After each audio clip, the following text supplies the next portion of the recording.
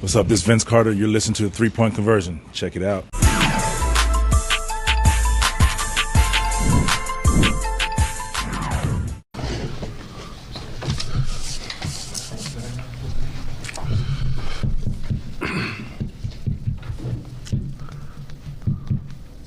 Steve, kind of, to the point tonight, he was talking about, rotation changes may have to be looked at moving forward, mostly because, I'm sure you know the stats, but like the starters plus minus has been really good and everything else has kind of been shaky all season.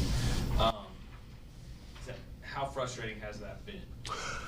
Losing is frustrating. To start a season, you're always trying to figure out rotations.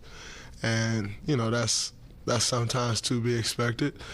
I think the expectation for us, usually we don't go through that. And so it's kind of like, oh, man, our rotations, for the most part, we've always been able to figure them out pretty quickly. And, it's what, 3 and 7, 3 and 6? So you're 3 and 6, you have to look at everything. And I think, that's what coaches are getting at. But I'm not going to sit here and blame the guys that are coming off the bench or the coaching staff. We all got to figure it out, regardless of what that is. I think we all can improve, so just got to keep plugging away at it. But I'll say this again. It's our defense. We have to correct our defense. Klay Thompson and Steph Curry shot 15 for 30 from 3. That right there alone is good enough for us to win a game. If nobody else hit a 3, if nobody else take a 3, that's good enough to win a game. So give up 43 points in the third quarter. I'm not sure if the league average for points are up.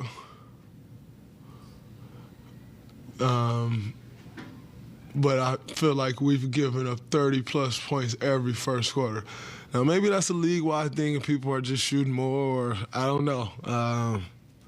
But I know that's an issue for us. And so you start the game off giving up 30 points a quarter.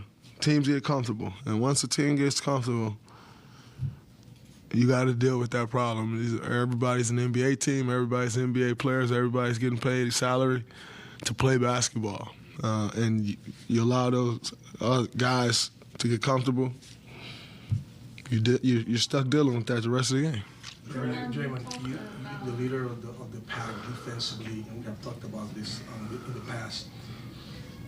How you go from being the top 5 team defensively all the way to the 30th in the league? Does that have something to do with the larger rotation because it's early in the year? Steve Kerr's trying to use different players, get them to the level that you guys should be to win the 5th. Does that worry you? Can you take me to the mental process of the defensive orchestra that is not there? It is definitely a process. And the reality is there's a lot of guys playing this year and playing minutes that they haven't played before. And when that happens, you have to grow together. And it usually shows up on the defensive end more than it does the offensive end. And quite frankly, I think we've struggled a bit on both sides. But, usually when you struggle on the offensive side,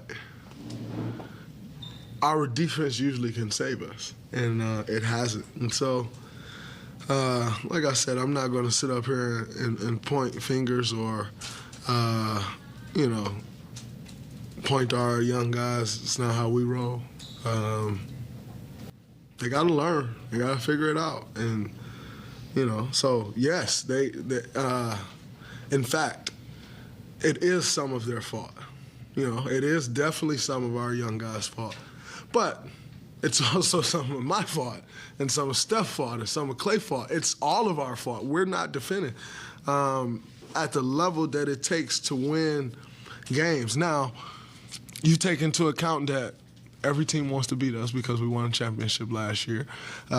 You take all of that into account on top of the errors that we're making, and it's tough to overcome. And so I changed the tune of my answer. Yes, it is the young guys' fault, but it is not more their fault than it is our fault. And so, yes, they have some things to learn, and I have no doubt that they will learn those things. But equally, we have responsibilities that we have to live up to, and we're not doing that either. So as much as it is their fault and not knowing rotations and all of that stuff, I must not be doing a great job leading. I must not be doing a great job defensively if our defense sucks, and vice versa, and it's on down the line. So, as a matter of fact, I am not taking fault away from them. They have to get better, and that's what we require as an organization in the win, and we have to get better and live up to who we are supposed to be. What about the motivation? You guys going to the fifth, that's the motivation right there. But you have to go through a regular season. Yeah, it's definitely not that. As someone who's at times struggled with motivation against certain teams at certain parts of the season, I don't think it's motivation. I mean, I'll be totally honest with you if I thought it was. I don't think motivation is the problem at all. Quite frankly, there's about half of our team that's won a championship.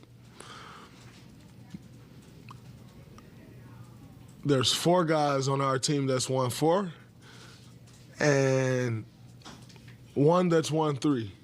There's some younger guys with 1. You think Steph Curry's struggling with motivation? Have you watched him play? I don't think so. Think if Klay Thompson's struggling for motivation? I don't think so. Quite frankly, I don't think Looney is struggling with motivation. And I don't think I'm struggling with motivation. That's where you would see a motivational thing at. And guys who's just done it over and over and over again. And quite frankly, I don't think it's that. So no, we have some things from a competitive spirit to get back. We have to get our defensive intensity back, our will to defend. We have to get back, but I don't think that's due to motivation. Draymond, what about the defense? Like, specifically is leading to these early foul calls. Well.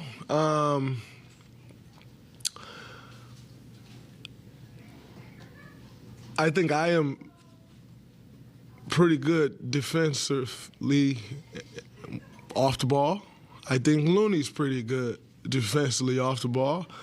And I think Wiggins is very good on the ball. And so we have to be better at the point of attack. That falls on Wiggins. And we have to be better with our rotations, and that falls on me and Looney.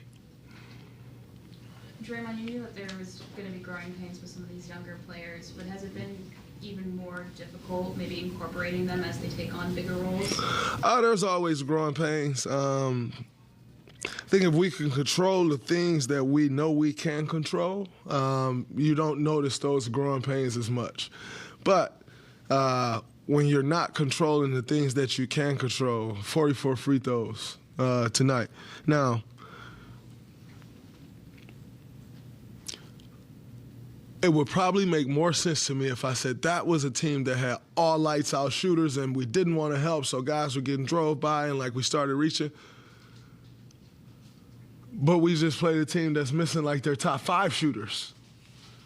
And so you should be shrinking the floor anyway. So again, I think it goes back to our will to defend and our attention to detail on that side of the ball. And when we can get back to that, then I think everything else will fall in line. Draymond, you guys did a good job. Last one, I gotta get Steph in here. You guys did a good job containing Paolo tonight, but in the second half, he was able to become more assertive. Talk about what you saw from him tonight. Oh, he's a good player. 100% agree with him being the #1 pick. He, a Seattle kid. Those guys breathe basketball, and Paolo's a special guy. He hit some tough shots tonight, but that's why he was the #1 pick. He's going to make some tough ones, and you have to live with those. But I really love his demeanor, and that team hasn't won many games. I think that was their second win of the season, but they are competing. And if you're watching these games, they're not getting blown out anymore. They're right there, and they're learning how to win. And if I'm being honest, I think his demeanor and who he is has a lot to do with that. Has a lot to do with the mindset change. And obviously, you have to give a lot of credit to Jamal Mosley, who's leading the charge over there from the head coaching position. But Paulo and his demeanor and his love for the game, you can see it through other guys. I think that probably was and by the way, we've struggled in this building, as you know. I think that was the most confident I've ever seen an Orlando Magic team, at least that I can remember, for the last 6 or 7 years.